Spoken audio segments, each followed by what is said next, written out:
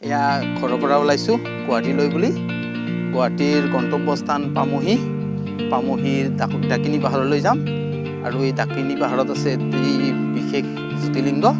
আপোনালোকক মই দেখুৱাম এই জ্যোতিৰ্লিংগটো।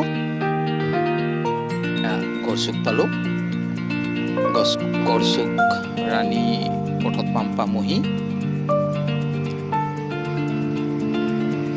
বাওঁফালে আছে ডাকিনী পাহাৰ। এই ডাকিনী পাহাৰলৈ 5 কিলোমিটাৰ সময় পাই গ'লোঁ আমি। ভীমা শংকৰ দ্বাদশ জ্যোতিৰ্লিংগ ডাকিনী পাহাৰ পঞ্চাধৰা। আমি পশ্চিমফালে সোমাই আহিছোঁ, প্ৰায় 1 কিলোমিটাৰ বেছি যাব লাগিব। বাওঁফালে যাম আমি, আৰু অলপ গ'লে সোঁফালে যাব লাগিব। অকণমান গৈয়ে আমি পাৰ্কিং প্লেচ পাম, তাত আমি গাড়ী ৰখাব লাগিব। আমি গাড়ী তাত নৰখাই ওপৰলৈও যাব পাৰোঁ, কিন্তু আমি ইয়াতে গাড়ী থৈ যাম। এইখিনি আমি খোজকাঢ়ি আহি আছোঁ, কিছু উঠি যাব লাগিব।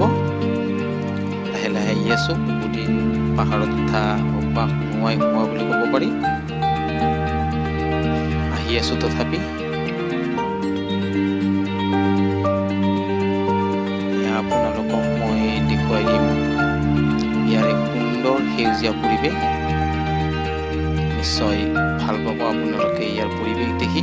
কেৱল সেউজীয়া আৰু সেউজীয়া। চাওক কি সুন্দৰ পৰিৱেশ, নিশ্চয় ভাল লাগিছে। গ'লো ভীমা শংকৰ দ্বাদশ জ্যোতিৰ্লিংগৰ মূল তোৰণ।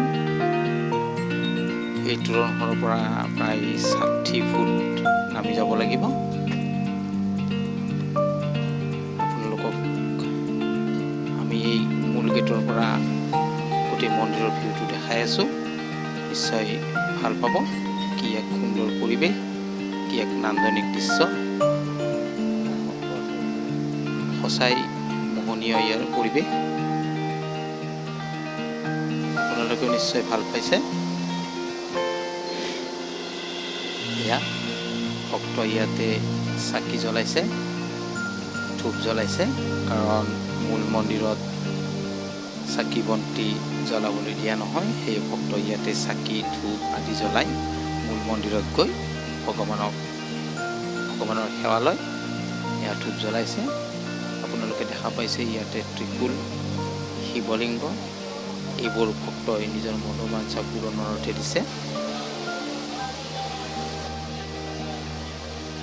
এয়া শিলত খোদিত ভাস্কৰ্য। ত্ৰিশূল, শিৱলিংগ আদি ভক্তই দান কৰিছে ভগৱানৰ নামত। এয়া চাই আছে আপোনালোকে।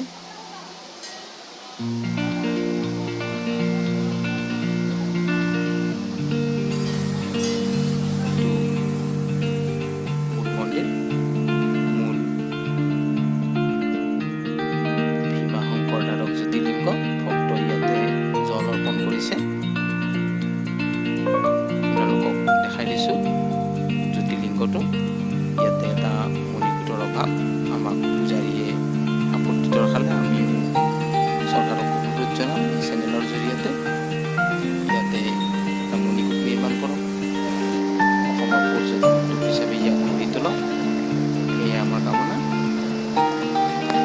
এই নিজৰাটোৱে ইয়াৰ সৌন্দৰ্যত সুস্থ বঢ়াইছে। কি সুন্দৰ নিৰ্মল পানী, চালে চকুৰোৱা। ফুলে বৈ আহি আছে নিজৰাটি। মই আপোনালোকক এই নিজৰাটি দেখুৱাই দিছোঁ।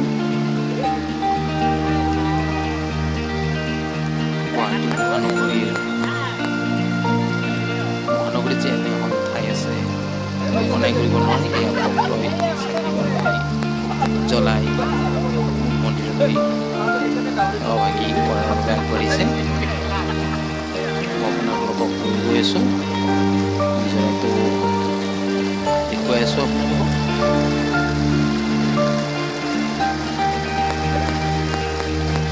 ইয়াতে ভক্তই যি মনোকামনা কৰে সেয়াই পূৰণ হয় বুলি বিশ্বাস আছে। বহুতে ইয়াৰ ফল পোৱা বুলিও কৈছে। এয়া দেখিছে নিজৰাতি কুলো কুলো ফুৰে বৈ আছে, কি এক সুন্দৰ পৰিৱেশ। আচলতে প্ৰচাৰ আৰু প্ৰসাৰৰ বাবদ এই ভীমাশংকৰ ধাম জ্যোতিৰ্লিংগই মানুহৰ মাজত বিশেষ পৰিচিতি লাভ কৰা নাই। ইয়াক আচলতে পৰিচয় কৰাই দিয়াটো আমাৰ কৰ্তব্য, দায়িত্ব। যান্ত্ৰিক যুগৰ এই ব্যস্ততাৰ সময়ত এনেকুৱা পৰিৱেশত আহি জীৱনটো কিছু আনন্দময় কৰি তোলাটো বৰ্তমান আমাৰ প্ৰয়োজন হৈ পৰিছে। ভিডিঅ'টো আপোনালোকে কেনে পালে জনাব, ভাল লাগিলে লাইক কমেণ্ট শ্বেয়াৰ কৰিব।